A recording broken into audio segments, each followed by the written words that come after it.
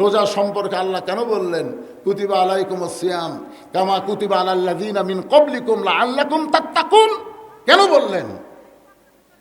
আপনি যখন একা একা গোসল করতে যান, আমার এলাকায় দেখি এক লোক ওযু করতে কুলি করতে সামান্য পানি বলে ওর ভিতরে ঢুকছে, কেউ দেখছে? উনি খালি ওয়াহ ওয়াহ ওয়াহ। আমি বলে কে ভাই কি হচ্ছে রে? হুজুর কি যে হবি ফতুয়া দেন তো।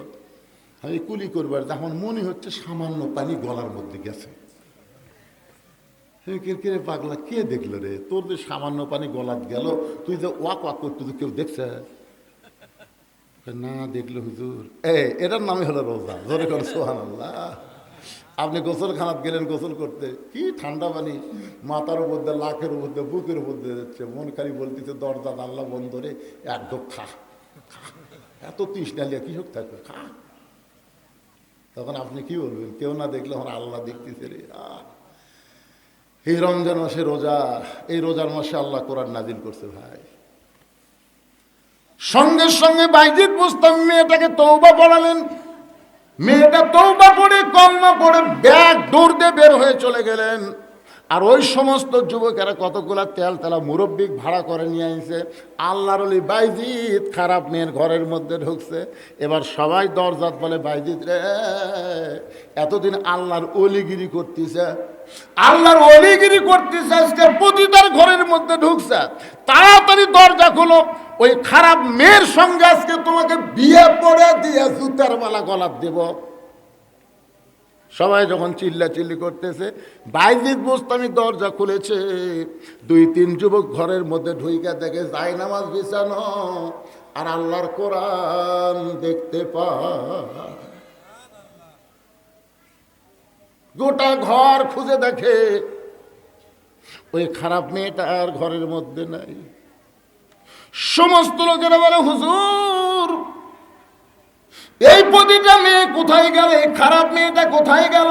বাইজিদ বুস্তামি বলতেছে সারা জীবনের পাপকে মাপ নিয়া হেদায়েতের মালা গলায় পরে মেয়েটা চলে গেছে। বলে এইটা কেমনে সম্ভব হলো? বলে জায়নামাজ আর আল্লাহর কোরআন যদি কোনো খারাপ জায়গাও যায়, ওই জায়গাটা আল্লাহর কোরআনের পরশে ভালো হয়ে যায়। এই জন্যে বাংলার মুসলমান উপজেলা পরিষদ বলেন, ইউনিয়ন পরিষদ বলেন, টিউন অফিস বলেন, থানা বলেন, সংসদ বলেন, সব জায়গার মধ্যে জায়নামাজ আর আল্লাহর কোরআনের দরকার আছে না নাই? খালি মসজিদের উন্নয়ন করলে হবে না। এই কোরআনের কোনো জায়গায় লেখা নাই তোমরা নামাজ পড়ো। গোটা কোরআন শরীফ পড়ে দেখেন, যত জায়গায় আল্লাহ বলেছেন আকিমুস সালাত, তোমরা নামাজ কায়েম করো, তোমরা নামাজ কায়েম করো। নামাজ কায়েম করার অর্থ মানে শুধু নিজে নামাজ পড়লে হবে না, দরকার হলে যেমন ভাবি হোক আর একজন বেনামাজিকে নামাজি করা লাগবে। এখন ঠিক কিনা ভাই? হাতটা দেন তো দেখি। প্রত্যেক দিন বলতেছে ভাই চলো মসজিদে যাই, তুই নামাজ পড়েও যাবে না পড়েও তাই রে, তুই কি আমার সাথে ভালো? যে দিনই কয় বুঝলেন ওর একই উত্তর, তুই নামাজ পড়ে আমার সাথে ভালো।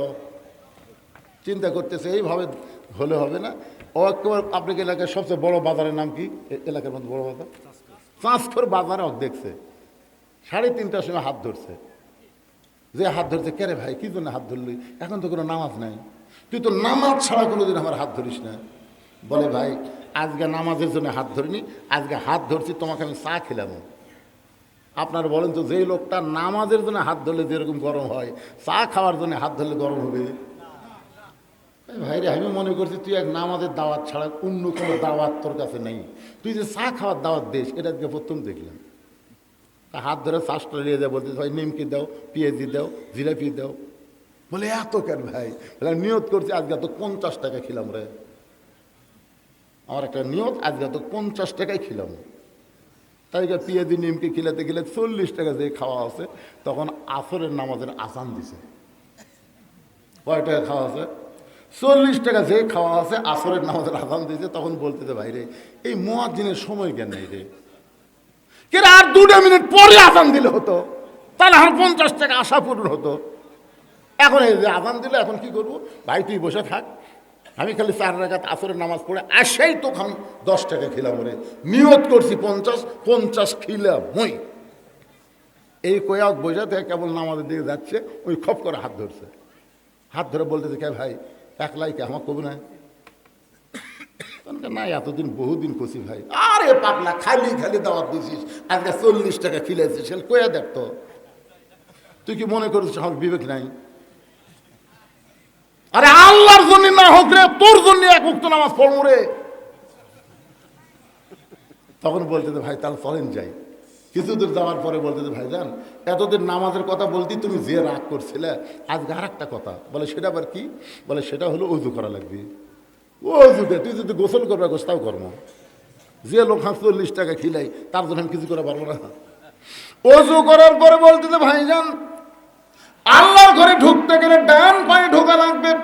শুধু ডান পায়ে ঢুকলে হবে না, জবান খুলে একটা দোয়া পড়া লাগবে, আল্লাহুম্মা আফতাহ লি আবওয়াব রাহমাতিক। এই দোয়াটা পড়ে বেনামাজিকে যেই মাত্র বারান্দায় ঢুকাইছে, এমন সময় লোকটা সামনে কাতারে গিয়ে বলতেছে, আল্লাহ আমার দায়িত্ব ছিল তোমার বেনামাজি বান্দাকে তোমার ঘরের মধ্যে ঢুকানো, আর তোমার দায়িত্ব হলো হেদায়েত দেওয়া। বান্দার দায়িত্ব কি? দাওয়াত দেওয়া। বান্দার দায়িত্ব কি? কথা কন, আমাদের দায়িত্ব কি? আর আল্লাহর দায়িত্ব হলো হেদায়েত দেওয়া। আমার দায়িত্ব আমি পুরা করছি। খালি খালি বহুদিন দাওয়াত দিয়েছি, কাম হয় নাই। আজকে 50 টাকার মধ্যে 40 টাকা খাওয়াইছি, তোমার বান্দা তোমার ঘরের বারান্দা পর্যন্ত আইছে। এখন তুমি যদি হেদায়েত দাও তাহলে হেদায়েত পাবে, আমার কিন্তু ধরবার পারবা না। আমার দায়িত্ব শেষ, তোমার দায়িত্ব শুরু। চোখের পানি নিয়ে যখন আল্লাহর কাছে বলেছে, ওই বেনামাজি আসরের নামাজ পড়ে সবাই যখন চলে যায়, ও মসজিদ থেকে বের হয় না, তখন বলতে ভাইজান নামাজ শেষ হয়ে গেছে, চলো যাই আবার চা খাই। লোকটা বলতে ভাই রে, নামাজের মধ্যে এত মজা আমি আগে কোনোদিন বুঝি নাই। আজকে যখন রুকু করেছি, সেজদা দিয়েছি, তখন বুঝতে পেরেছি নামাজি আর নামাজি থাকে না, নামাজি আল্লাহর বান্দা হয়ে যায়। আল্লাহ তাআলা আজকে মসজিদের উন্নতি শুধু নয়, এই মসজিদের মুসল্লি হয়ে আমাদেরকে 5 ওয়াক্ত নামাজ পড়ার তৌফিক যেন আল্লাহ দান করে। সকলে বলে আল্লাহুম্মা আমিন।